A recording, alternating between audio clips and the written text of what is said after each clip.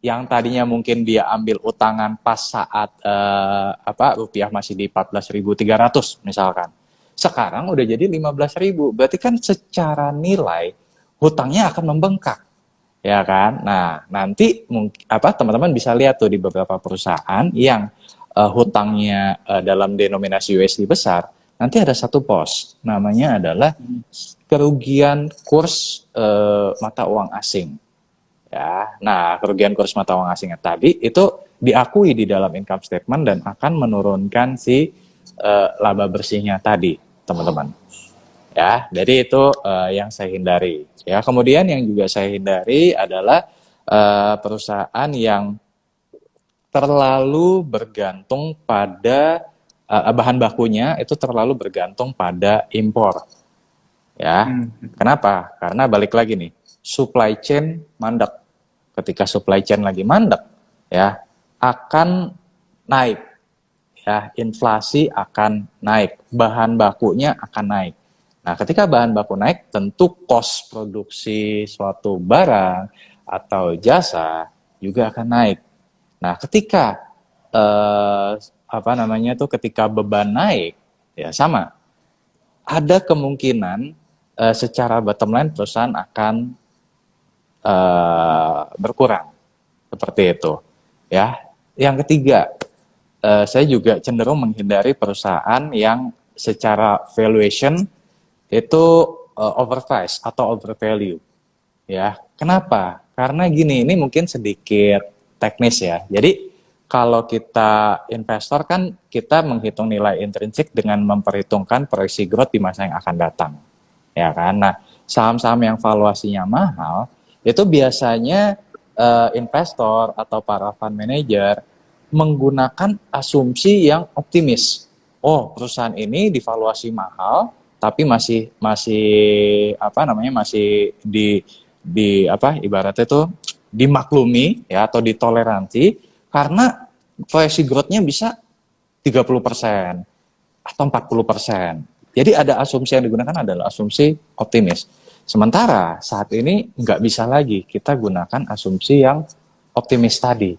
Ya, karena mau nggak mau, suka nggak suka, tadi ibaratnya mobil akan ngerem dulu nih. Ya kan? Nah, jadi asumsi yang tadinya optimis, mau tidak mau, suka tidak suka, harus di-adjust. Ya, yang tadinya 30-40 mungkin bisa 15 atau 20%.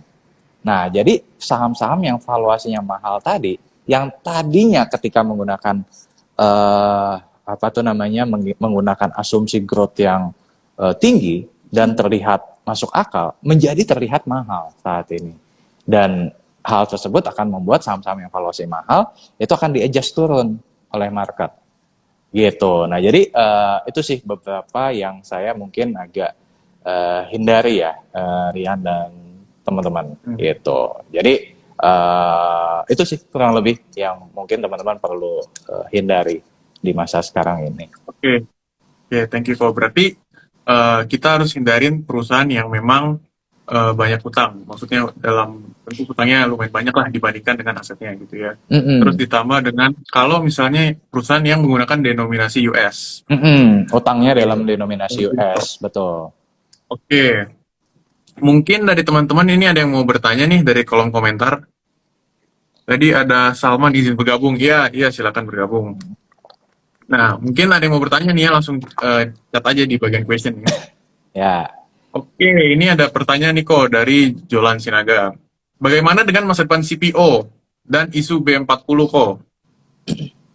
Ya, jadi balik lagi nih. Kalau CPO, ya, ini kan Indonesia posisinya adalah sebagai net eksportir. Ya, jadi di tengah inflasi sekarang ini sebenarnya dampaknya cukup positif juga terhadap CPO. Ya, dari yang tahun 2020 tuh cuma di sekitar 2.500 sampai 2.800 ringgit Malaysia per ton.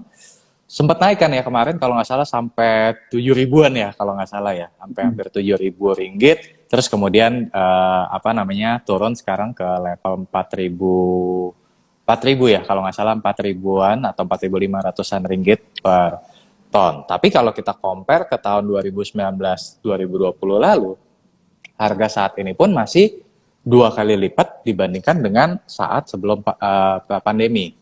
Ya, jadi CPO termasuk salah satu yang diuntungkan.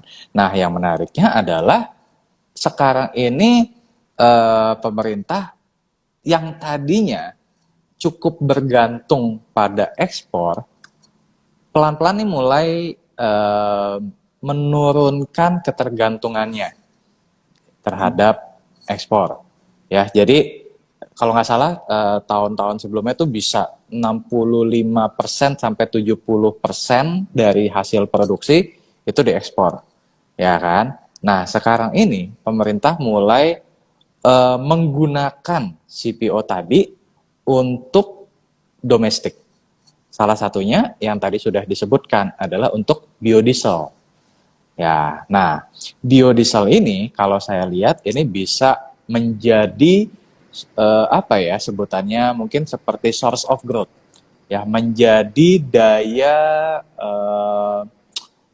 atau sumber permintaan yang baru ke depannya, yang dimana saat ini masih bergantung kepada ekspor. Dengan bertumbuhnya permintaan akan minyak sawit untuk kebutuhan biodiesel, ini akan perlahan-lahan naik ya. Bahkan proyeksinya adalah dalam beberapa tahun ke depan antara konsumsi domestik dengan ekspor itu bisa mulai berimbang. Gitu. Nah, jadi singkatnya sih saya ngelihat bahwa CPO ini punya prospek yang menarik di masa yang akan datang, ya, karena kita jadi pegang kontrol nih sekarang. Kalau tadinya terlalu bergantung sama ekspor, sekarang kontrolnya ada di domestik. Nah, diharapkan kenaikan dari harga CPO yang terjadi di 2022 ini bukan hanya hype semata, bukan hanya jangka pendek, ya, tapi harapannya adalah bisa bertahan sampai tahun-tahun yang akan datang. Nah, kurang lebih seperti itu. Oke, thank you kok jawabannya. Ini udah cukup menjawab tadi ya untuk Jolan Sinaga. Oke, mungkin ini kita kumpulin 2 pertanyaan lagi ya teman-teman ya, karena pertanyaan udah terlalu banyak nih. Kalau misalnya mau dipilih semua nggak keburu waktunya. Ya. Oke, ini saya pilih yang bagus nih ya dari teman-teman ya. Oke. Oke, kok ini ada pertanyaan menurut saya lumayan bagus nih. Efek blue kalau misalnya beneran disahkan itu efeknya apa sih kok ke emiten-emiten batu bara dan juga persemenan kayak gitu? Ya, oke. Jadi kalau misalkan blue ya, tapi udah belum sih kalau misalkan sekarang udah disahkan belum sih? Seharusnya sih seharusnya udah kok di beritanya udah. Udah ya. Em, saya sih ngeliatnya gini, kalau misalkan blue-nya disahkan, ya ini memang jadi apa ya? Jadi katalis positif lah ya untuk emiten batu bara. Cuman jujur saya belum bisa kasih statement yang terlalu atau pendapat yang terlalu bold sih untuk blue ini, karena kalau menurut saya pribadi ya ini masih abu-abu gitu loh. Gitu. Jadi mungkin saya belum berani jawab atau kasih komentar yang ini pasti bagus nih karena begini gitu. Kayaknya belum lah ke arah sana. Gitu. Oke, mungkin karena belum terlalu kelihatan gitu kali ya Iya, hasil dari soalnya kayak beda gitu, kayak iya belum terlalu kelihatan dan belum terlalu bisa diukur. Nah, itu yang pengen saya sampaikan.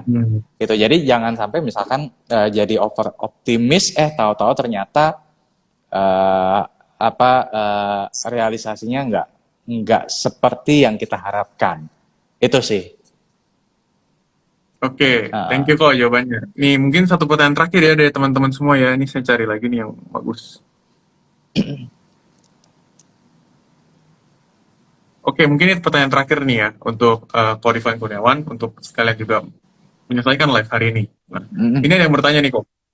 Kenaikan suku bunga acuan itu sebenarnya sentimen positif atau negatif sih untuk bank kok? Karena dari sisi profit, dari sisi laba itu pasti kan meningkat karena suku bunga acuan meningkat. Tapi mungkin dari sisi konsumen gitu ya, banyaknya kreditur itu mungkin berkurang. Nah, itu menurut Korifan gimana? Ya, jawabannya sebenarnya tergantung.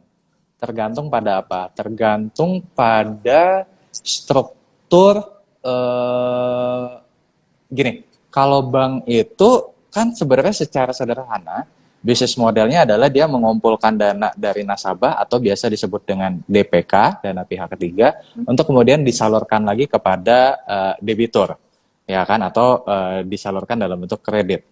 Nah, jadi kalau untuk bank-bank yang kita ngomong mungkin bank KBMI 4 deh ya. Bank KBMI 4 ya misalkan kayak Bank BCA, Bank BRI, Bank Mandiri, Bank BNI ya. Saya bisa katakan kenaikan suku bunga justru menguntungkan buat perbankan. Kenapa? Karena kalau kita bicara bank-bank besar, Bank KBMI Bank KBMI 4, mereka rata-rata punya struktur DPK yang mayoritas didapatkan dari dana murah. Dana murah itu apa? Ada tabungan, ada giro. Nah, kalau yang namanya dana mahal itu deposito karena kan bunganya lebih gede. Nah, balik lagi, struktur DPK dari bank-bank KBMI 4 ini didominasi oleh dana murah, which is adalah tabungan dan giro. Ya kan? Sementara depositonya cuma kecil. Nah, kalau misalkan suku bunganya naik, kan suku bunga deposito ini yang akan lebih dominan menggerogoti laba dari perbankan. Tapi karena jumlahnya atau proporsinya kecil, relatif tidak terlalu berdampak. Dan di sisi kanan, dari jumlah kredit yang disalurkan oleh perbankan yang KBMI 4, ya, rata-rata mereka mengenakan suku bunga floating. Ya, atau mungkin teman-teman lebih sering dengar istilahnya floating rate. Nah, dengan floating rate ini ketika suku bunga acuan naik, ya, maka bank juga bisa menaikkan suku bunga kreditnya. Nah, jadi kebayang ya, memang di deposito ini dia naik, jadi bank harus bayar bunga deposito lebih mahal, tapi karena proporsinya cuma kecil, nggak terlalu ngefek. Nah, sementara dari yang di sisi kanan, yang suku bunganya floating tadi, justru bank bisa menikmati pendapatan bunga yang lebih besar. Nah, tapi kalau untuk bank-bank yang mungkin relatif lebih kecil, ya, mereka biasanya terbalik strukturnya. Rasio DPK-nya tadi itu didominasi oleh dana mahal, which is lebih besar dari deposito, karena kan mereka harus bersaing dong, ya kan, mereka akan kasih suku bunga deposito returnnya lebih gede, ya kan, nah supaya menarik nasabah. Tapi dengan naik suku bunga, mereka harus bayar lebih banyak lagi tuh, ya, ke nasabahnya mereka. Nah di sisi lain, ya, bank-bank yang lebih kecil ini mayoritas biasanya menawarkan kredit suku bunga fix. Ya, karena kan mereka bersaing kalau floating kan orang biasanya agak-agak takut gitu kan. Nah, kalau fix orang akan lebih tenang. Oh, udah tahu suku bunganya misalkan 5%. Ya udah 5% aja. Nah, di saat kenaikan suku bunga acuan, mereka tidak bisa serta-merta menaikkan suku bunga kreditnya tadi. Jadi pendapatan bunganya akan lebih terbatas. Nah, biasanya itu justru akan membuat bottom line dari bank-bank yang lebih kecil tadi itu menjadi turun. Nah, jadi makanya kenapa tadi saya jawabnya adalah tergantung, ya, tergantung dari struktur DPK-nya, tergantung dari struktur kredit yang disalurkannya, teman-teman. Nah, itu nanti jadi PR masing-masing untuk ngecek nih, ya, ini lebih banyak dana murahnya atau dana mahalnya.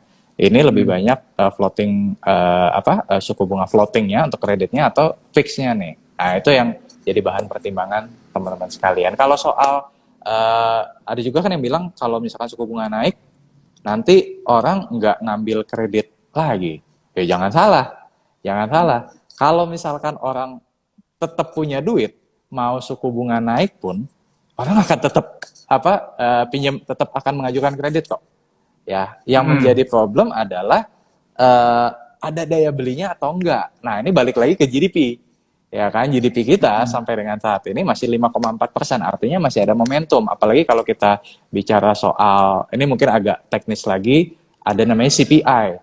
Ya kan, consumer price Hmm. index kita masih di 118. Artinya apa? Orang masih punya duit, daya belinya masih ada. Ah, itu sih yang pengen saya sampaikan. Gitu. Oke, ini insight-nya bagus banget nih kok yang tentang banking saya juga jadi belajar soalnya. Oke. Iya, Oke, thank you. jadi kesimpulannya tergantung ya teman-teman ya, banking itu dia rugi atau enggak dari kenaikan suku bunga acuan. Soalnya Betul. tergantung dari struktur bank itu sendiri tadi yang Ko Ivan bilang, antara dana yang didapetin dari si bank itu yang untuk dipinjemin ke orang itu dana murah atau dana mahal, seperti itu. Oke, Ya. untuk live hari ini kita udah kelar. Ko Ivan, thank you banget. Saya dari pihak sekolah Saham Indonesia. Thank you untuk Ko Ivan dan teman-teman.